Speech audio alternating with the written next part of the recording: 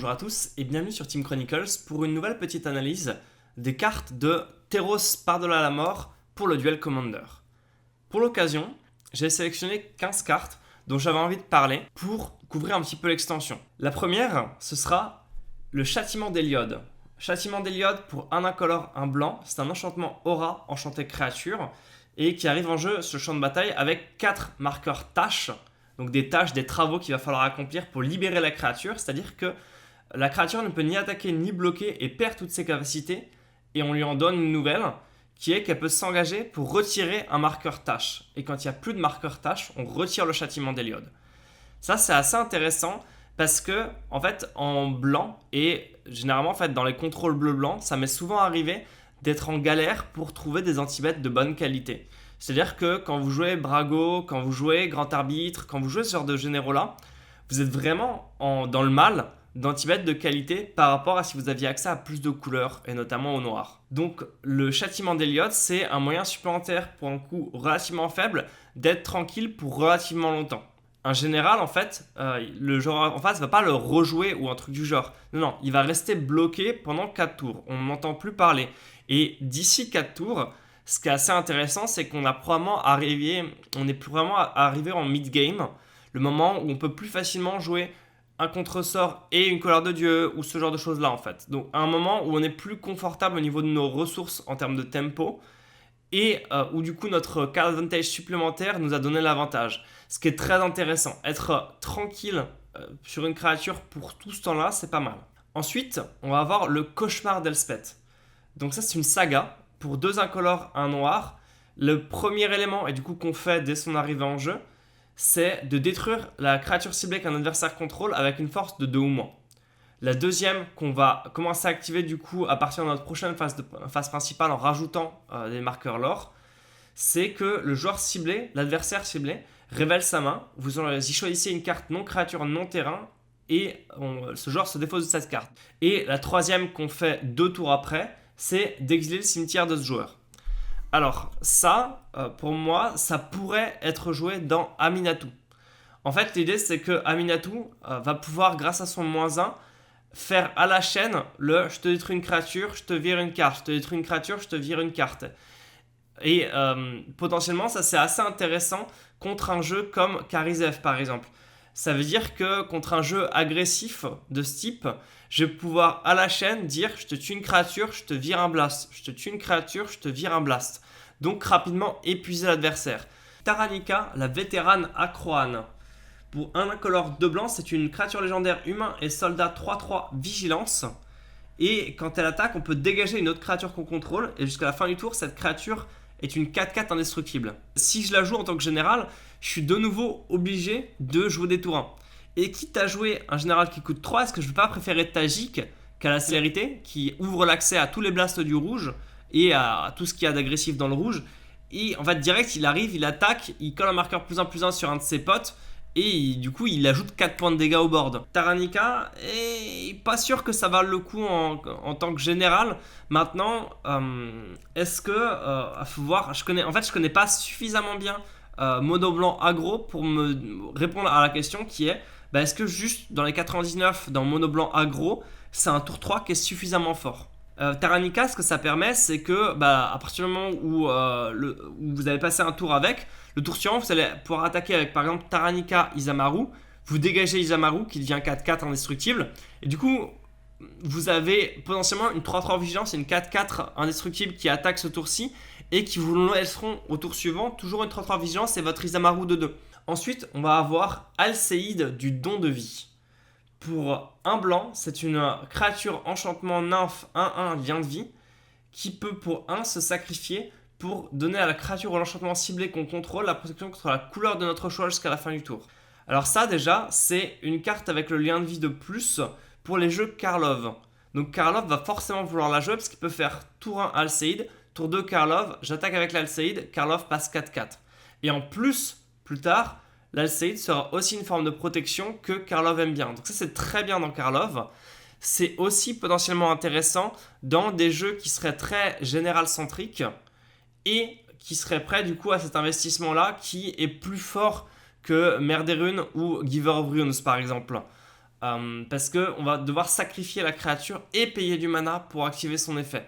Kunoros, chien d'Atreos, inspiré de Cerbère, c'est un chien à 3 têtes légendaire pour un incolore, un blanc, un noir, une 3-3, vigilance, menace, lien de vie. Les créatures dans les cimetières ne peuvent pas entrer le champ de bataille et les joueurs ne peuvent pas jouer de sort depuis les cimetières. Donc il y a un peu une avalanche de mots-clés. Et du coup, en tant que général, j'y crois moins parce que je pense que les mots-clés valent pas le coup. Je pense que c'est pas moche dans Karlov, encore une fois, parce que c'est une créature avec des bonnes stats et liens de vie qui va être difficile à bloquer et contribuer à remplir le général. Et je pense que dans ce genre de jeu-là, qui ont peu de couleurs et qui pourraient vouloir rentrer du hate bear, Kunoros c'est intéressant. Et typiquement, si Kess ou Réanimateur devenaient réellement populaires, ou s'il y avait un général qui devenait très populaire et qui synergisait avec ça, donc je pense par exemple à Kroxa ou Uro, qui peuvent arriver en jeu depuis le cimetière. S'il devenait très populaire, Kunoros serait plus intéressant. Je le vois plus comme une petite carte dans un Karlov en tant que hate bear qui synergise avec le plan de jeu qu'en tant que général. Mais on sait jamais, ça se surveille parce que ça, justement comme tous les hate bear, suivant comment le format évolue, ça peut devenir très intéressant. Intervention de Nilea. Pour 2 verts et X, et qui nous permet de choisir un, soit on cherche dans la bibliothèque jusqu'à X terrains, on les révèle et on les met dans notre main, soit l'intervention de Nilea colle 2 fois X dégâts à une créature avec le vol. C'est plutôt la première partie qui est intéressante, parce qu'on va chercher n'importe quel terrain, et du coup là il y a typiquement des clients qui sont Jitrog ou Ingrace en fait, qui synergisent de base avec des terrains et seront assez contents d'aller chercher des trucs intéressants, ne serait-ce qu'un Field of the Dead en fait, dans un deck à base de terrain comme Wingrace, qui va dire hop, je pose mon Field of the Dead et ça va faire des 2-2 et à un moment mon adversaire va être submergé de 2-2 et tant pis pour sa tronche. Un truc qui est intéressant, c'est que dans ces jeux-là, ça permet typiquement de jouer Chant des Morts et Vesuva et scène de théâtre. Et en fait, potentiellement, vous allez en chercher plusieurs parmi ça. Et vous allez vous retrouver dans une situation où, un petit peu comme en standard, vous avez 3 Chants des Morts. Et c'est insurmontable pour l'adversaire. Et comme c'est des terrains, c'est très difficile à gérer dans le format. À part Maze of It et ce genre de terrain-là, en fait. Ce qui veut dire qu'il y a de moins en moins de joueurs qui prennent la peine de jouer Wasteland, Tectonic Edge, Dust Bowl. De ce point de vue-là, l'intervention de Nilea, ça vient renforcer des plans de jeu qui sont déjà assez cool en fait actuellement et pas forcément facile à interagir avec. Et du coup, j'y crois. Ensuite, on va avoir Actos, l'épargné. Donc pour 2 rouges, 2 blancs. C'est une créature légendaire, encore une fois, humain et guerrier, 6-1, qui doit attaquer à chaque combat si possible. Quand il arrive en jeu, on tire au hasard entre 2, 3 et 4. Et Actos a la protection contre chaque carte qui a un coût de mana différent du nombre qu'on a choisi. Alors ça, c'est très intéressant parce que la plupart des anti-bêtes, en fait, dans le format, sont à 1 ou 2, rarement à 3 et 4. Et ça veut dire que si on tombe pas sur 2, ça va être potentiellement plus difficile de tuer Actos. Alors, potentiellement, il faut un petit peu de soutien pour s'assurer de le protéger à coup de mer des runes ou à coup de blast, etc., qu'il ne se fasse pas bloquer par un truc à la con qui aurait le mauvais coup converti de mana. Mais si vous avez un petit peu de chance sur le tirage, en fait, il y a des gens qui l'ont comparé à True Name Nemesis.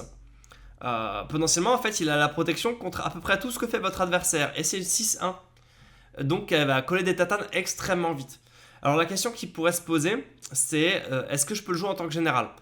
Je suis un peu frileux à cette idée, parce qu'il arrive qu'au tour 4, et si vous n'avez pas de chance sur votre tirage, vous êtes vachement embêté en fait. C'est-à-dire que maintenant votre général coûte 6, donc potentiellement vous n'allez pas le rejouer.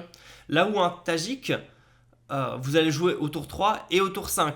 Vous ne rejouerez pas au tour 7, mais voilà, vous avez moyen de jouer 2 fois dans la partie. Autant si vous tombez sur le bon coup converti de mana, c'est peut-être insurmontable pour l'adversaire. Autant si vous n'avez pas de chance, vous êtes peut-être loin derrière. Parce qu'en plus, en blanc-rouge, vous n'avez pas forcément la combinaison de couleurs la plus punchy de la Terre. Par rapport à un Saskia, par exemple, il faut faire gaffe. Donc Actos, c'est pareil, je le vois bien entrer dans les 99 dans un jeu de Tajik. Et je pense qu'il y a des gens qui vont tester le swap, qui vont tester en fait de le jouer en tant que général. Je suis curieux de voir qu'est-ce que ça va donner. Voilà, je mets juste le petit bémol. Attention, en tant que général, c'est le risque de ne pas avoir de chance et de juste se faire punir violemment. Kroxa, le titan de la soif de la mort. Pour un noir, un rouge, c'est une créature légendaire Elder Giant 6-6. Quand il arrive, il est sacrifié si on ne l'a pas échappé. Et quand il arrive sur le champ de bataille où il attaque, chaque adversaire se défausse d'une carte, puis chaque adversaire qui ne s'est pas défaussé d'une carte non terrain perd 3 points de vie. Et ensuite, elle s'échappe pour 2 noirs, 2 rouges, et en exilant 5 cartes de notre cimetière. Une comparaison intéressante en tant que général, ce sera Judith. Parce que Judith arrive et immédiatement elle file plus 1 d'attaque à tout notre board, toutes nos créatures intéressantes. Et dès qu'une créature va mourir, on va recoller 1. Donc on va permettre de finir les créatures adverses qui auraient essayé de bloquer en survivant. On va permettre de finir l'adversaire en lui mettant des points dans la tronche. Là où Kroxa, du coup, ce qu'il a tendance à faire, c'est tour 2, je le joue, mon adversaire se dépose une carte, fin. Et là on fait ça a l'air moins bien que ses idées pensées, du reste, à peu près toutes les défausses du format. Et puis faut retirer 5 cartes du cimetière pour l'échapper, donc probablement en fait il va falloir se reposer en fait sur un certain nombre d'autres cartes actives, des blasts, des machins, etc. Donc juste faire l'aggro sans compter sur le général pour ensuite pouvoir échapper le général. Donc là on paye 4 et on a notre 6-6 qui refait cet effet là. Et ensuite il va commencer à attaquer à tous les tours et là à faire défausser à la chaîne et du coup peut-être à trigger le 3 points de dégâts dans la tronche. En fait ça pose la question de genre est-ce que c'est pas mou en fait? Genre si le but c'était d'agresser, est-ce que c'est pas beaucoup trop mou?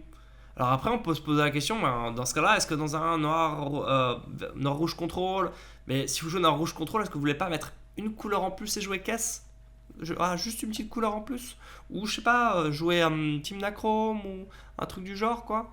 En fait voilà, c'est un peu ça le truc, c'est que ces couleurs-là, on les a aussi dans Akiri Silas d'ailleurs en fait, donc s'il faut jouer contrôle, j'ai l'impression qu'on a des choix bien meilleurs. S'il faut jouer aggro, j'ai peur que ça manque de punch. Après, si vous avez un jeu discard ou un jeu qui synergise avec, pourquoi pas, mais j'ai l'impression que dans Judith, c'est pas une créature sur le board qui va mettre des points et trigger Judith. Et dans un contrôle, vous avez un peu autre chose à faire que ça. Donc je peux me tromper, mais j'ai l'impression que c'est pas foufou en fait dans le format Commander en lui-même. Et ce qui est dommage en fait, parce que je l'ai regardé, je me suis dit, mais mince, ça va vraiment bien. Puis c'est pas cher, c'est gros et. En fait, c'est plus dans quoi est-ce que ça s'intègre et ça rentre dans le tempo et ce que veut faire le deck. Et c'est là où j'ai un peu plus de doutes. Et du coup, il faudra regarder s'il y a des mid-range ou des contrôles qui choisissent de se doter de ça et d'en faire des trucs. Et je serais curieux de suivre ça.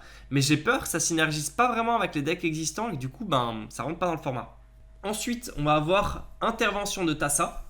Donc là, c'est pour X et 2 bleus, un éphémère qui permet de choisir un.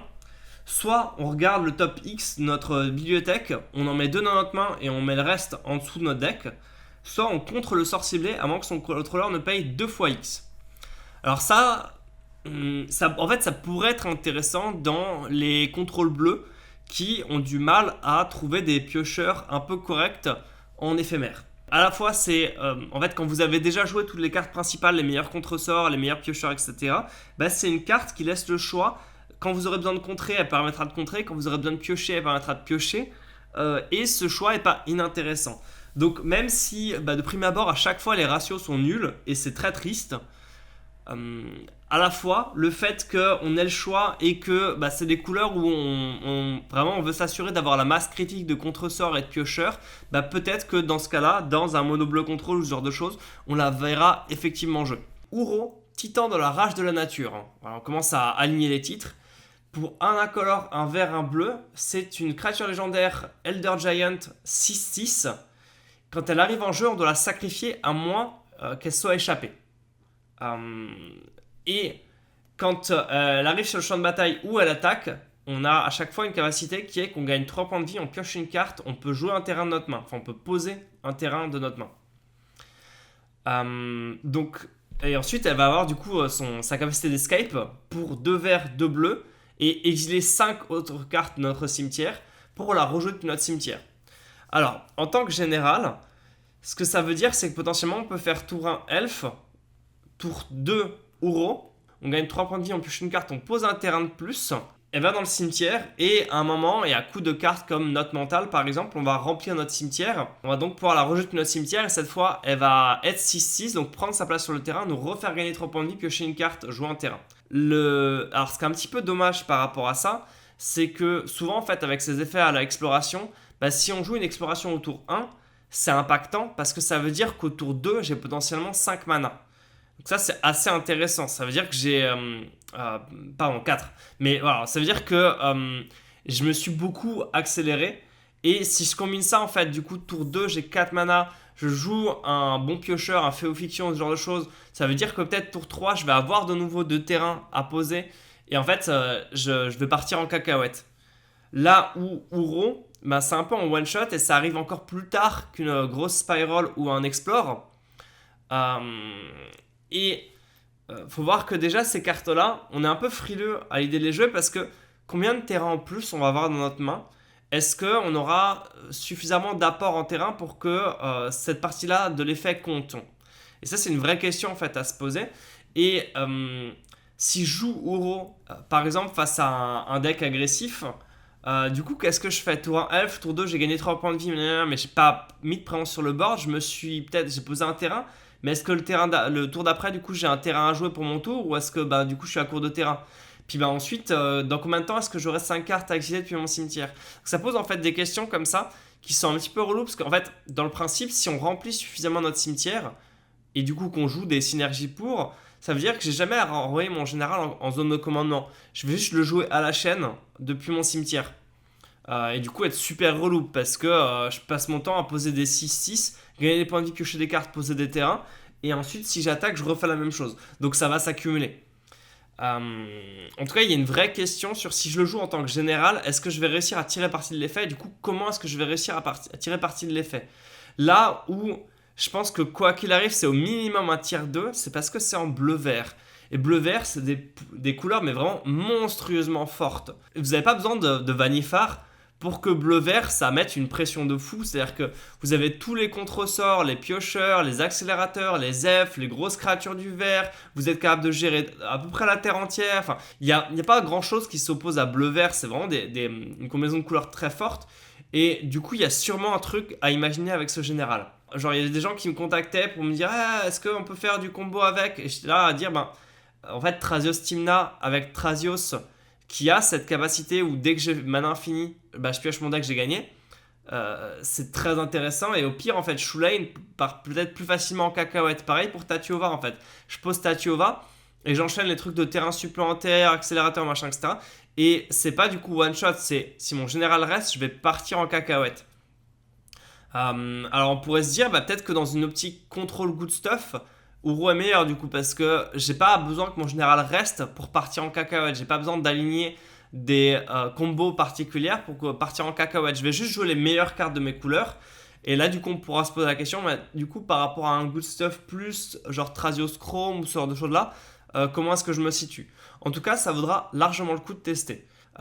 Notamment, la question qui se posait par rapport à ça et qui rentre du coup dans l'optique de Tatiova, c'est les tours supplémentaires. Du coup, ça veut dire que je vais plus facilement atteindre les mana pour commencer à jouer des tours supplémentaires. Et l'idéal, en fait, ce serait d'arriver à jouer mon général en tant que 6-6 pour du coup bénéficier de en fait, sa capacité à attaquer et du coup enchaîner ces effets-là. Et ce qui va se passer, c'est que j'attaque, je gagne 3 points de vie, je pioche une carte, je pose un terrain, tour supplémentaire. Le tour supplémentaire, du coup, je vais piocher une carte, dégager, réattaquer, regagner 3 points de vie, piocher une carte, poser un terrain supplémentaire. Et là, en fait, on commence à voir comment est-ce que le jeu peut partir en cacahuète et avoir un impact assez fort. Donc potentiellement, c'est ce genre d'optique-là qu'on va chercher à creuser. Trix, la tempête soudaine. Pour 3 incolores de bleu, c'est une créature légendaire élémentale et géant. 4-5 vol flash et qui dit que les sorts avec un coût mana de 5 ou plus qu'on lance coûtent 1 moins à lancer et ne peuvent pas être contrés. Donc ça veut dire que c'est un général mono bleu, contrôle, drogo qui permet de transitionner vers des tours supplémentaires ou ce genre d'effet puissant sans pouvoir être puni. Notamment parce qu'en fait on attaque, on colle 5 avec le vol, probablement ça passe, puis du coup on paye 5, on joue notre tour sup, pas être contré. On untap tout, on pioche, on peut réattaquer avec Trix, du coup recoller 4 et ça peut permettre en fait d'avoir un espèce de tempo contrôle où on choisit le moment pour se mettre en danger, jouer toutes nos cartes et tout, et on va être en fait amené à d'une certaine manière punir l'adversaire et le tuer un peu par surprise quoi. parce que d'un coup on va enchaîner les tours sup qui en plus ils coûtent 6-7 si c'est les mauvais tours sup entre guillemets, c'est pas grave parce que Trix les fait coûter moins cher. Trix a l'air meilleur dans un environnement vraiment Drogo en fait, ou en tout cas dans des miroirs de contrôle où le flash, l'incontrable, ça va être intéressant. Mais dans le format actuel où il y a aussi beaucoup d'aggro et de midrange et de partners et compagnie, est-ce que Trix ça va vraiment être impactant? Là-dessus, encore une fois, j'ai envie de dire tout est possible parce qu'il y a des gens qui font top 8 avec Venser. Et à partir du moment où il y a des gens qui font top 8 avec Venser, je veux dire Trix, on sait jamais. Hein. Mais je me dis que, en tout cas, personnellement, si je devais miser sur un général tour sup, je jouerais Kess personnellement. Eliod, souverain du soleil. Pour 2 incolores, 1 blanc, c'est une créature légendaire dieu, indestructible, 5-5. Mais tant qu'on n'a pas au moins 5 de dévotion au blanc, ce n'est pas une créature. À chaque fois qu'on gagne des points de vie, on met un marqueur plus 1 sur une créature ciblée ou un enchantement qu'on contrôle. Et pour 2, en incolore, 1 blanc, on peut donner à une autre créature ciblée le lien de vie jusqu'à la fin du tour. Déjà, potentiellement, on pourrait se poser la question de le jouer dans un Karlov. En tant que général, c'est pas forcément foufou. On pourrait imaginer un deck à thème lien de vie. Et du coup, quand on joue Eliod, c'est une forme d'ancienne glorieuse et toutes nos créatures vont s'entre-booster à la chaîne. Ça vaut le coup de tester, hein. On peut toujours s'amuser à regarder des trucs comme ça. J'ai peur que ce soit moins solide et sûr qu'un bon classique Kithéon. Le genre de créature qui pourrait être sympa, c'est le Chevalier d'Orge Prairie, qui a l'initiative et lien de vie, donc qui potentiellement peut activer la capacité d'Eliod avant que vos créatures se prennent des dégâts et du coup changer la donne sur les blocs. Mais en tout cas, voilà, c'est potentiellement un petit peu difficile. Là, c'est typiquement l'Alcéide qui va être intéressant, qui à la fois peut venir faire les bonnes protections au bon moment pour s'assurer que vous ne perdez pas vos créatures et trigger le lien de vie qui va booster vos créatures. Donc en tant que général, ça vaut le coup d'essayer un truc et de voir qu'est-ce qui se passe. En tout cas, c'est une carte qui se pose des questions et qui pose des questions aussi en termes de combo. C'est-à-dire que Eliod, et ça a été beaucoup discuté pour le Pionnier, etc., c'est combo avec Walking Ballista. Vous payez 4 pour votre Walking Ballista, elle a 2 marqueurs. Vous activez du coup la capacité d'Eliod, vous lui filez le lien de vie. Vous retirez un marqueur de la Walking Ballista, vous collez 1 à l'adversaire. Vous gagnez 1 point de vie et du coup vous avez le droit de mettre un marqueur +1/+1 sur votre Walking Ballista. Et du coup vous êtes revenu au point de départ. C'est une machine gun, c'est et bim, vous pourrissez toutes les créatures, tous les points de vie adverses. Donc c'est une combo infinie. La brèche du monde souterrain, c'est un enchantement pour un incolore, un rouge, qui dit que toutes les cartes non-terrain de votre cimetière ont l'échappée. Et le coût d'échappée est égal à leur coût de mana plus exiler 3 cartes du cimetière. Par contre, au début de notre étape de fin, on doit sacrifier la brèche du monde souterrain. Alors ça, en fait, une carte qui est très proche, c'est Yawgmoth's Will. Et Yawgmoth's Will, c'est déjà joué dans des decks comme Kess ou Yidris et dans des Storms, en fait. Et là-dessus, du coup la brèche du monde souterrain, ce qui est assez intéressant, c'est que la carte qu'on rejoue, on n'exile pas. Donc si on a un cimetière très fourni, on peut se retrouver à jouer une messe noire à la chaîne. Il y a juste à chaque fois exiler 3 cartes du cimetière. Donc potentiellement ce que ça va pouvoir faire en fait cette carte, c'est s'intégrer dans un game plan plus global de Storm qui serait piloté par Yidris, Kess, Jeleba, ce genre de cartes là en fait, et qui jouerait toutes les messes noires et compagnie pour enchaîner sur une fissure temporelle, sur une Tendrils of Agony, pour stormer la tronche de l'adversaire et gagner la partie. Vu que Yawgmoth's Will est joué, Yawgmoth's Will ne demande pas un cimetière aussi gros. Mais est-ce qu'il n'y a pas moyen de remplir ce cimetière, par exemple avec Ange Falconrat et des cartes avec la folie? Parce qu'en fait, des cartes avec la folie, il y en a bien 30.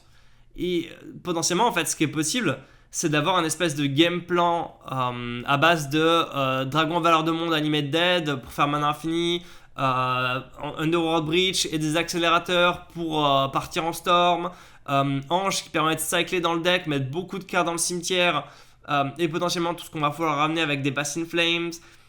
Et peut-être, je pense qu'un plan comme ça à base de Ange Falconrat et j'essaie de monter un deck Storm ou à base de Yidris et compagnie et je vois si j'arrive à stormer, je pense que pour le coup la brèche du monde souterrain pourrait vraiment être envisageable. Ensuite, Clotis, la déesse de la destinée.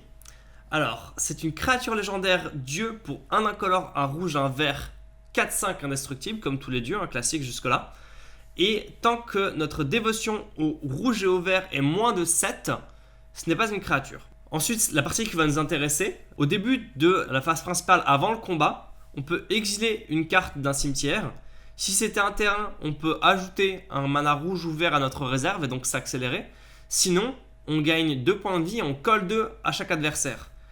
Ça, c'est vraiment intéressant. Ça rappelle un peu un vortex sulfurique. Ce genre de cartes rouges qui sont extrêmement difficiles à gérer une fois qu'elles sont là et qui vont péter les genoux de l'adversaire à chaque tour. Ça, ce que ça veut dire, et du coup, c'est très intéressant en tant que général là. C'est-à-dire que d'un coup, on peut avoir un deck agressif, un Gruul agressif burn, et quand vous jouez Clotis, vous allez retirer un de vos blasts du cimetière, que les deux gagnez 2. Ça veut dire que c'est très difficile de faire la course avec vous. Pour un Karizev, pour un Isamaru, un Kitéon, non seulement vous êtes agressif, vous avez des blasts, etc., mais vous drainez 2 à chaque tour. Et du coup, les points de vie adverses vont très rapidement tomber, les vôtres vont beaucoup plus difficilement tomber. À côté de ça, ici, voilà, vous avez accès au rouge et au vert qui a pas mal de petites créatures en fait qui sont rien que Cœur d'Ape en fait. Cœur d'Ape pour 1, 2, 3, le rouge-vert, c'est une combinaison qui a accès à des créatures de bien meilleure qualité, en tout cas de bien meilleure taille de base, que la plupart des créatures qui sont qu'en blanc ou en rouge par exemple. Et il y a un côté un peu moins facile de tourner autour que Saskia. Parce que Saskia, ça arrive au tour 4 et vous savez exactement ce qu'elle va faire et vous allez prévoir vos blocs et vos anti-mètres en fonction. Clotis, vous le gérez comment? Voilà, tant qu'il n'est pas animé, votre retour au pays ne va rien faire. Et ça, c'est extrêmement punitif, même pour contrôle. Partez du principe que vous allez, du coup, juste vomir votre main, être hyper agressif et forcer l'adversaire à, genre, tour 4, il faut qu'il fasse sa colère de Dieu. Et ça, c'est un problème, parce qu'il fait sa colère de Dieu, et là, vous dites Clotis, il n'avait pas de contre, du coup, disponible. Et maintenant, il est embêté. Alors, qu'est-ce qu'il va faire? Il va le bouncer. Qu'est-ce qu'il va pouvoir faire pour gérer Clotis? Vous avez vraiment un deck rouge-vert aggro, difficile à racer, punitif pour contrôle, et qui synergise très bien avec vraiment le côté créature et blast. Donc, je suis vraiment fan de Clotis, et je pense que ça a un gros potentiel dans le format. Enfin, la petite dernière, la 15e, qui a surtout fait parler d'elle en EDH multijoueur compétitif, parce qu'il y a Flash Hulk qui est débanni. Mais en Duel Commander, sur malentendu, ça peut passer. C'est Oracle de Tassa, pour 2 bleus, un Ondin et Sorcier 1-3. Et quand l'Oracle de Tassa arrive sur le champ de bataille, vous regardez les X cartes du dessus de votre bibliothèque. X étant votre dévotion au bleu. Vous en mettez une au-dessus de votre bibliothèque et le reste au-dessous de votre bibliothèque dans un ordre aléatoire. Et si X est supérieur ou égal au nombre de cartes dans votre bibliothèque, vous gagnez la partie. Alors ça, typiquement, ça rentre dans les plans Doomsday, où on va se retrouver avec un deck tout petit et ça peut nous permettre de gagner la partie. Ça rentre dans tous les plans avec Maniac du Laboratoire et Jace, Wielder of Secrets, en fait, avec des cartes comme Tainted Pact et Demonic Consultation pour retirer votre deck de la partie. Et du coup, c'est une carte de plus qui rentre dans ce genre de thème-là pour vous auto-meler et gagner la partie. Et en fait, l'Oracle de Tassa, à partir du moment où vous le jouez, si vous n'avez pas de carte dans votre cimetière, il n'y a pas grand chose, dans votre deck, il n'y a pas grand chose que votre adversaire peut faire. C'est-à-dire que la capacité est sur la pile. Vous n'avez pas de carte dans votre deck, si ça se résout, vous avez gagné, point. Il peut tuer l'Oracle, ça change rien. Là où Jace et le maniaque du laboratoire, il va un petit peu toujours la peur de « et si on me le tue ?» Mais en tout cas, ça mérite d'être cité parce que à force de rajouter des cartes dans ce plan de jeu-là, ça pourrait vraiment devenir un plan combo qui fonctionne. Vous prenez un jeu global qui jouerait au moins bleu, noir et pourquoi pas même Doomsday et vous avez sûrement en fait au fur et à mesure un truc suffisamment solide qui va se développer. Donc là-dessus, combo ça reste un plan intéressant et moi qui me fait toujours rêver dans le format. Et si on peut lancer d'autres idées de combo et ça se trouve qu'ils deviendront compétitifs, ça enrichit le format. Voilà, j'espère que ça vous aura donné plein d'idées sur qu'est-ce qu'on peut faire avec tout ça et qu'est-ce qu'il y a comme apport sympa pour votre deck. Si vous avez des cartes que j'ai pas nommées ou des usages de ces cartes que j'ai pas citées, ça m'intéresse parce que de toute façon ça va être du partage de connaissances et ça fait toujours avancer un petit peu tout le monde de voir mais qu'est-ce qu'on fait avec ce qu'il y a de nouveau dans le format et comment est-ce que ça enrichit et ça donne des nouvelles idées.